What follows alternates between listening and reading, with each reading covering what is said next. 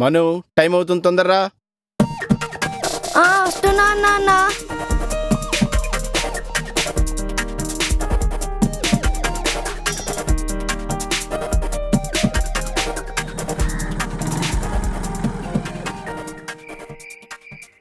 నాకు మందించిన దేవుడు, నా ఓటు నీకే.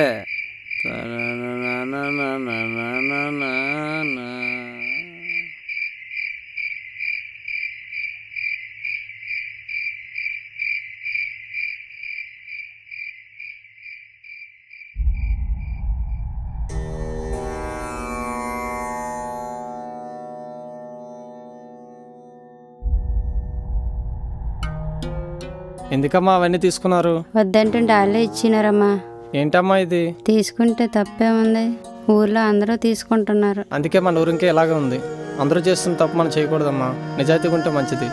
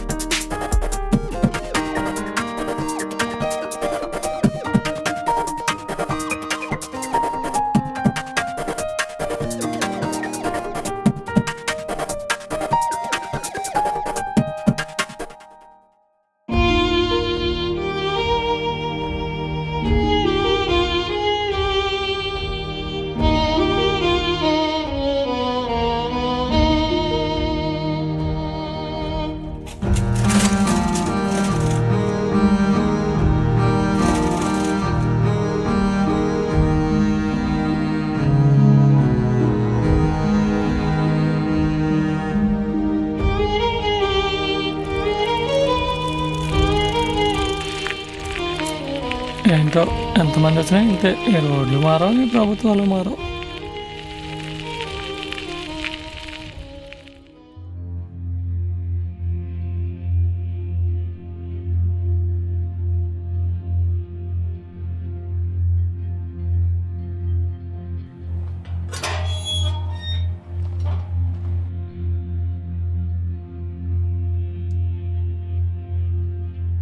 ఏమిటయ్యా ఇది? మేం ప్రభుత్వం నుండి తీసుకొచ్చిన విత్తనాలన్నీ నాశనమైపోయాయి, పంట పూర్తిగా పోయింది. నాలాంటి రైతులందరూ నష్టపోయారండి. ఓటు వేసి గెలిపించినందుకు ఏం ఫలితం మాకు? మర్చిపోయావు, నువ్వు ఓట్లేసి గెలిపించావా? నువ్వేమీ మాకు ఉచితంగా వేయలేదయా. మీ ఇంట్లో ఉన్న 3 ఓట్లకి 1500, 2 మందు బాటిల్లో ఒక చీర ఇచ్చాం. ఓట్లేసి గెలిపించావా? వెళ్ళవయ్యా నువ్వు.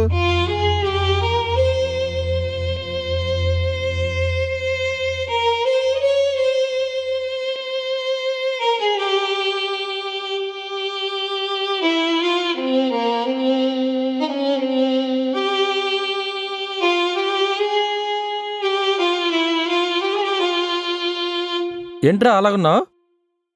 నాన్న, ఎగ్జామ్లో పాస్ అయ్యాను, జాబ్ ఇస్తామని ఫోన్ చేశారు. మరెందుకు అలా ఉన్నావు? నాన్న, అది గవర్నమెంట్ ఉద్యోగం నాన్న, 1,00,000 రూపాయలు అడుగుతున్నారు. సరే, 1,00,000 రూపాయలు నేను ఇస్తాను, నువ్వు దిగులు పడకు, జాబ్ వస్తుంది.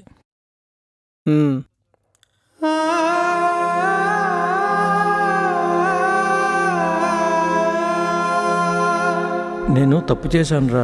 నువ్వు చెప్పినట్టు డబ్బు మందు తీసుకోకుండా ఓటు వేసుంటే న్యాయం జరిగేదేమో.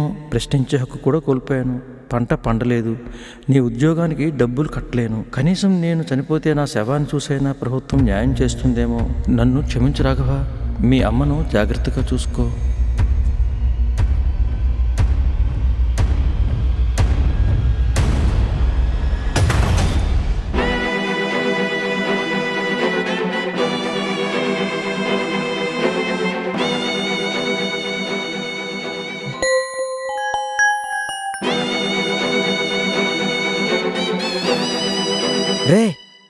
మీ నాన్న పొలంలో చనిపోయి ఉన్నారా?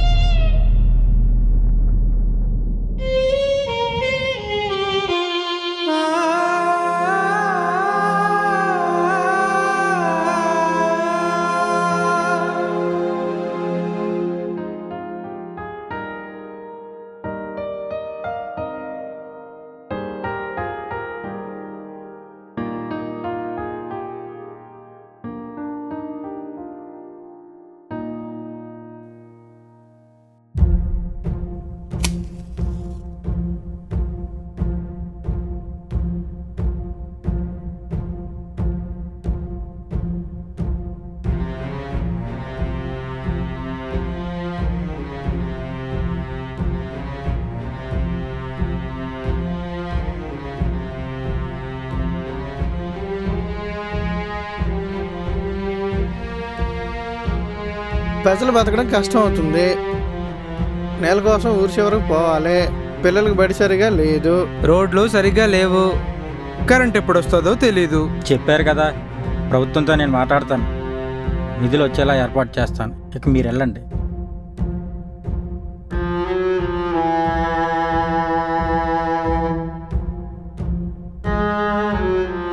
పిచ్చి జనం రా, మనం ఎలా అంటే అలా ఉంటారు. అన్నా, ఈ పనులన్నిటికీ నిధులు వచ్చాయి కదా. ఆ విషయం మనకు తెలుసురా, వీళ్ళకేం తెలుసురా? అదేరా రాజకీయం అంటే.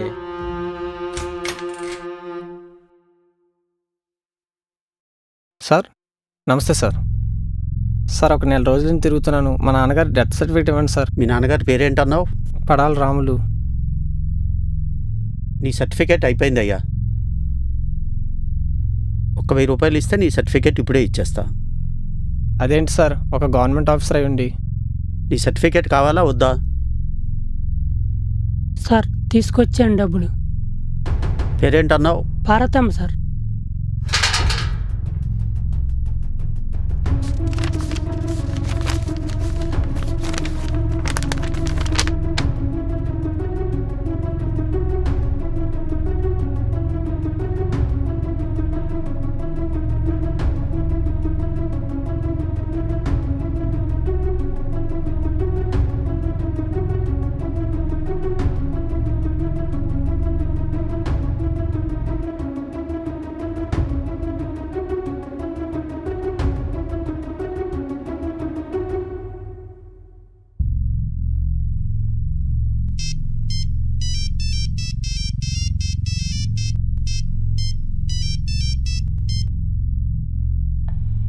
ఏంటి రాఘవ, ఇస్తున్నావా?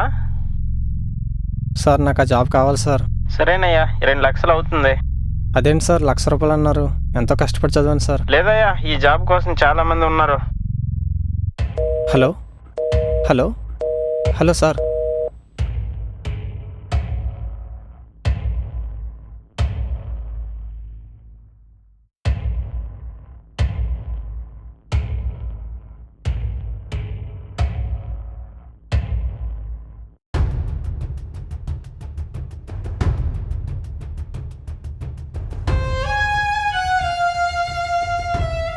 ఏంటి రాఘవా, నన్ను ఒంటరి చేసి మీ నాన్న వెళ్ళిపోయాడు. నువ్వు వంట చేసేస్తావా?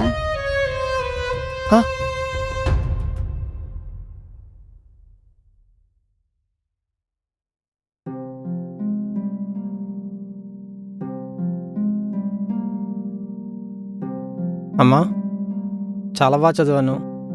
జాబ్ కోసం చాలా ప్రయత్నం చేశాను, కానీ జాబ్ రాలేదు. సరే, మీ మాయతో నేను మాట్లాడినాను. వైజాగ్లో పని చూస్తానన్నాడు. ఏంటమ్మా ఇది? నాలాంటి నిరుద్యోగులు ఎంతోమంది ఇష్టం లేకపోయినా సరే పెద్ద పెద్ద చదువులు చదివి ఏదో పని చేసుకుని బ్రతుకుతున్నారు. ఈ వ్యవస్థ ఎప్పుడు మారుతుందో.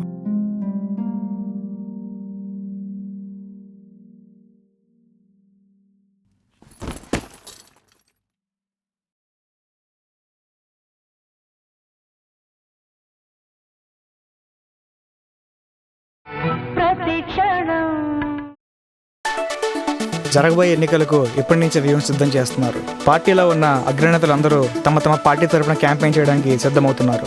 ఈ నేపథ్యంలో ఇక్కడ ప్రజలు ఏమనుకుంటున్నారు, ఓటు హక్కు ఎంతవరకు వినియోగించుకుంటున్నారో తెలుసుకుందాం. సార్, మీ పేరు? నా పేరు గణేష్. మీకు ఓటు హక్కు ఉందా? ఉంది, ఫస్ట్ టైం వేస్తున్నాను. ఎవరికి ఓటు వేయాలనుకుంటున్నారు? నిజమైన నాయకుడు ఎవరైనా తెలుసుకొని ఖచ్చితంగా మంచి నాయకుడికి ఓటు వేస్తాను. సార్ మీరు? ఎక్కువ మంది ఓటేస్తే సిస్టమ్ చేంజ్ వస్తుంది. మంచి నాయకుడికి ఓటేస్తే మార్పు వస్తుంది. రాబోయే ప్రభుత్వం 5 సంవత్సరాల్లో మంచి పాలన కోసం ఎవరికి ఓటేద్దాం అనుకుంటున్నారు? చాలా మంచి ప్రశ్నే వేశారు. ప్రజలకు స్వచ్ఛందంగా సేవ చేసే నాయకులు ఈరోజు కరువయ్యారు. సో నాయకులంతా కూడా వాళ్ళ స్వార్థం కోసం పనిచేస్తున్నారు. కాబట్టి మనం ఏం చేయాలంటే మంచి స్వార్థం లేనటువంటి ప్రజా సంక్షేమం కోసం పనిచేసే నాయకుడిని ఎన్నుకోవాల్సిన బాధ్యత అందరిలో ఉంది. అయితే నేను ఎవరికి ఓటేయాలన్న విషయం నా మనసులో ఉంది. మంచి నాయకుడినే చూసి ఓటేస్తా. సమర్థమైన నాయకుడిగా రాష్ట్ర అభివృద్ధి కోసం ఎవరొస్తే బాగుంటుంది అనుకుంటున్నారు? చెప్పలేమండి, చాలా గట్టి పోటీ అయితే ఉంది. ఎవరు వచ్చినప్పటికీ దేశాన్ని ముందుకు నడిపేవాడే కావాలి, ప్రజల సమస్యలు తీర్చాలి, అంతే. మీ పేరు? మేఘనా. మీకు ఓటు హక్కు ఉందా? ఉంది. ప్రస్తుత పరిస్థితిలో నిజమైన నాయకుడు ఎవరు అనుకుంటున్నారు? నాకు తెలీదు. మరి ఎవరికి ఓటేద్దాం అనుకుంటున్నారు? నాకు పాలిటిక్స్ గురించి అంత ఐడియా లేదు. మా డాడీ ఎవరికి ఓటేయమంటే వాళ్ళకి వేస్తా. సార్ ఇప్పటి వరకు ఎన్నిసార్లు ఓటేశారు? చాలాసార్లు ఓటేశాను. ఇప్పుడు ఎవరొస్తే బాగుంటుంది అనుకుంటున్నారు? ఎవరు వస్తే ఏముందన్నా, మన బాధలేదో మనం పడుతున్నాం. మరి ఈసారి ఎవరికి ఓటేయాలనుకున్నారు? నాకు నచ్చిన వాళ్ళకి వేద్దాం అనుకుంటున్నానన్నా. ఎవరికి ఆ టైంలో ఎవరికి నచ్చితే వాళ్ళకి వేసేయడమే.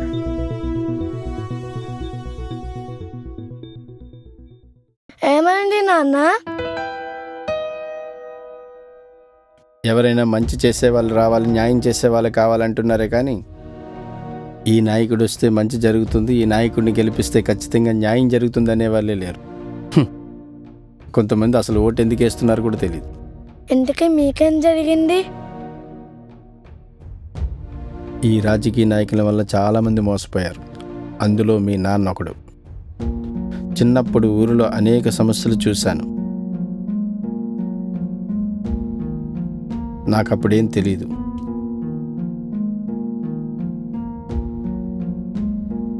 ఊరిలో వాళ్ళంతా ఆ ప్రభుత్వాన్ని మా బ్రతుకులు ఇంతేనా అని అడిగారు. అయినా అతను పట్టించుకోలేదు. ఆ నాయకుడి తర్వాత ఓడిపోయాడు. తర్వాత నా 25 ఏళ్ల వయసులో ఇంకో ప్రభుత్వంతో ఎన్నో సమస్యలు ఎదుర్కొని మా నాన్న చనిపోయాడు. చివరికి నచ్చని ఉద్యోగం చేసుకుంటూ ఇలా ఉన్నాను. నీ 2 ఏళ్ల వయసులో మీ అమ్మ కూడా చనిపోయింది. కొత్త నాయకుడు అధికారంలోకి వస్తున్నాడు కానీ ప్రజలకు న్యాయం చేసే నాయకుడు రాలేదు. రేపు మన ఊరికి బయలుదేరుదాం. ఎలక్షన్స్కి ఇంకా 2 వారాలే ఉన్నాయి. వెళ్ళి పడుకో.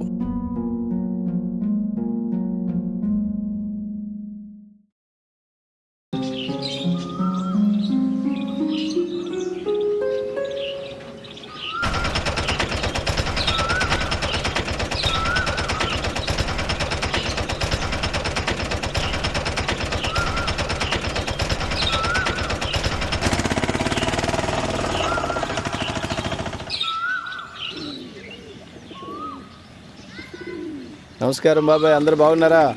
బాగున్నాం. రాఘవ, నువ్వు బాగున్నావా? గత కొన్నేళ్ల నుంచి చూస్తున్నాను, ఏ ఎలక్షన్ జరిగినా ఓటు వేయడానికి ఖచ్చితంగా వస్తాడు బాధ్యత గల వ్యక్తి.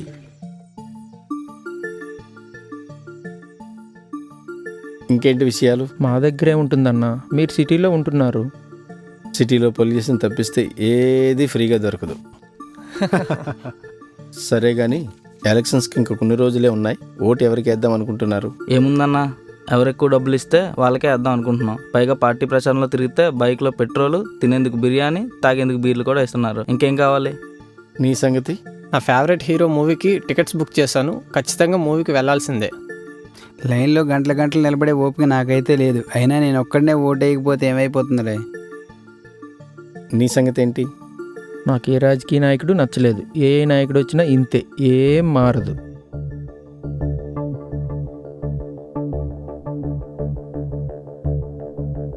బాగుంది, చాలా బాగా చెప్పారు. మీరేం చదువుకున్నారు? నేను బీటెక్, వీడు పీజీ, వాడు 10th, వాడు బీఎస్సీ. చదువుకున్న వాళ్ళు మీరే ఇలా ఉంటే మిగతా వాళ్ళ పరిస్థితి ఏంటి? ఓటైనంత మాత్రాన ఏమైపోతుంది? ఒక్కసారి ఆలోచించండి. ఈ ఓటు యొక్క ప్రభావం ప్రతిరోజు మన వెన్నంటే ఉంటుంది. ఉదయం లేచిన దగ్గర నుండి టయానికి నీళ్లు రావాలన్నా, మనకు 3 పూట్ల అన్నం పెట్టే రైతు నష్టపోకుండా వ్యవసాయం చేయాలన్నా, సరిహద్దుల్లో సైనికుడు ధైర్యంగా పోరాడాలన్నా, ఒక సగటు మానవుని జీవితాన్ని ప్రభావితం చేసే ఒక రాజకీయ నాయకుని యొక్క నిర్ణయం మీద ఆధారపడి ఉంటుంది. మన రాష్ట్రంలో ఓటింగ్ పద్ధతి మొదలైనప్పటి నుండి ఇప్పటి వరకు కనీసం 80% ఓటింగ్ జరగలేదు.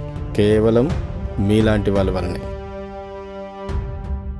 చాలామందికి గంటల తరబడి వాట్సాప్, ఫేస్బుక్ల్లో రాజకీయాల గురించి కామెంట్ చేస్తారు, కానీ 5 సంవత్సరాలకు ఒకసారి వచ్చే ఎలక్షన్లో లైన్లో నిలబడి ఓటు వేసే ఓపిక లేదు.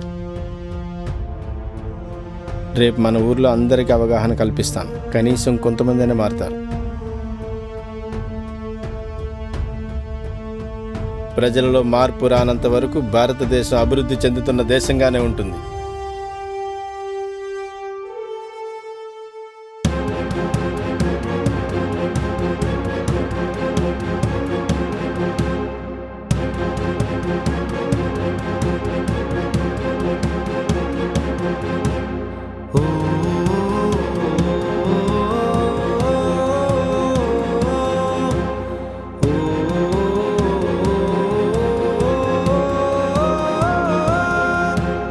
ఈసారి ఎలక్షన్స్ వస్తున్నాయి కదా, మంచి నిజాయితీ గల నాయకుడిని ఎన్నుకోవాలి.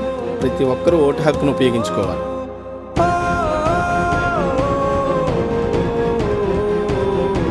నా ఒక్క ఓటు అయిపోతే ఏం కాదులే అనుకున్నా, కానీ నాలాంటి నిర్లక్ష్యం చేసే వాళ్ళ వల్ల కొన్ని కోట్ల జీవితాలు నష్టపోతాయని తెలుసుకున్నా. పదవుల కోసం ఆలోచించే రాజకీయ నాయకుల కన్నా ప్రజా సమస్యల కోసం పోరాడే నాయకుడిని ఎన్నుకొని ఓట్లేసి గెలిపించుకుందాం.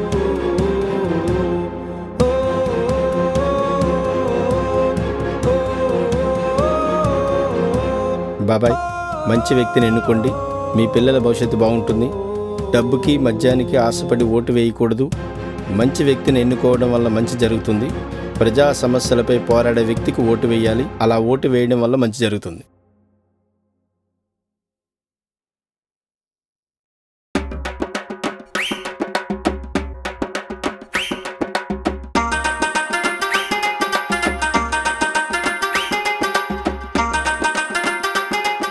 అమ్మ నమస్కారం అమ్మా. మీ ఇంట్లో ఉన్న ఓట్లని నాకు వేసి నన్ను గెలిపించాలని కోరుకుంటున్నానమ్మా.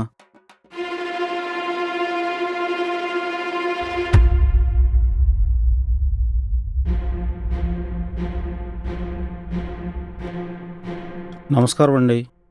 మీ ఇంట్లో ఉన్న ఓట్లని నాకు వేసి నన్ను గెలిపించాలని కోరుకుంటున్నానండి.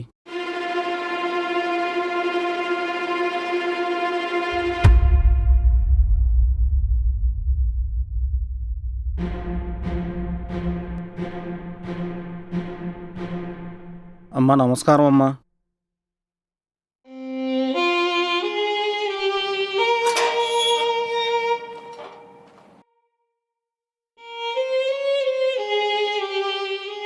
ఈ జనానికి ఏమైందిరా? అవునన్నా, మనం ఉదయం నుంచి చాలా ఇల్లు తిరిగామన్నా. ఒక్కడు కూడా డబ్బులు తీసుకోలేదన్నా. ఇలాగైతే మనం రాజకీయాలు మానేసుకోవాల్సిందేనా? ఎలా మానేయగలంరా? రాజకీయమే జీవిత లక్ష్యంగా వచ్చానురా. కొన్ని వదులుకున్నాను, కొన్ని చేయరానివి కూడా చేశాను. జనాలు మారిపోయారురా. ఏం చేద్దాం? మనం కూడా మారిపోదామన్నా.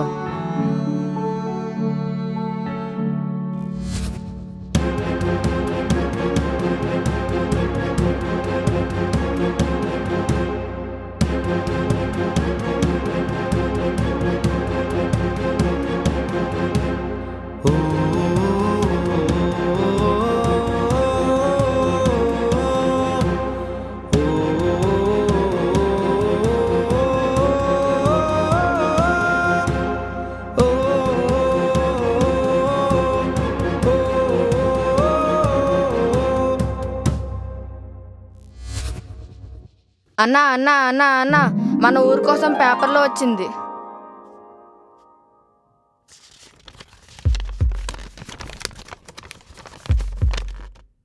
ఈసారి జరిగిన ఎన్నికల్లో మన రాష్ట్రంలో చెనగోగోడ్ అనే గ్రామం 100% పోలింగ్ పూర్తి చేసింది. ఆ గ్రామంలో ఓటు హక్కును పొందిన ప్రతి ఒక్కరూ తమ ఓటు హక్కును సద్వినియోగం చేసుకున్నారు.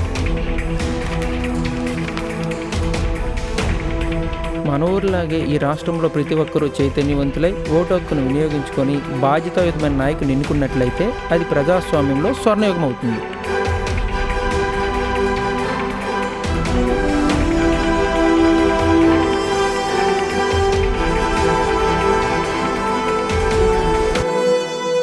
నువ్వు ఓట్లలో కౌంట్ అవుతావో నోట్లలో కౌంట్ అవుతావో ఆలోచించుకో. ముందు మనం మారితే సమాజం దానంతట అదే మారుతుంది. నిజాయితీగా ఓటు వేసి ధైర్యంగా జీవిస్తావో ఓటును నమ్ముకొని బానిసగా బ్రతుకుతావో ఆలోచించుకో. మనలో మార్పు వస్తే భారతదేశం అభివృద్ధి చెందిన దేశంగా తయారవుతుంది.